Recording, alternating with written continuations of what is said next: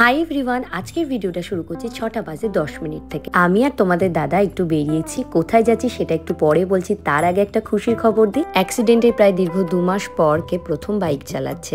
আমার মতো তোমরাও নিশ্চয়ই এটা শুনে খুব খুশি হয়েছে। আমার 4 চাকা আরোহীকে টাটা বাই বাই করে রাখিতে ভাইদের জন্য কেনাকাটা করতে চলে গেলাম। ছেলেদের জামা কাপড় কিন্তু আমি একটু বেশি কনফিউজড হয়ে যাই। এবার চলে গেলাম রাখি কিনতে, আর এত সুন্দর সুন্দর রাখি বিক্রি হচ্ছিল, কোনটা ছেড়ে কোনটা নেব বুঝতেই পারছিলাম না। সবার জন্য রাখি পছন্দ করে এবার চলে গেলাম আমরা একটু সন্ধ্যাবেলায় স্ন্যাক্স খেতে। আর এটা কিন্তু শুধু আমরা খাইনি, এবার নিয়ে যাচ্ছি দাদানের জন্য, কারণ আজকে দাদানের বার্থডে। সবাই দাদানকে হ্যাপি বার্থডে বলে দাও। Happy birthday Dadan.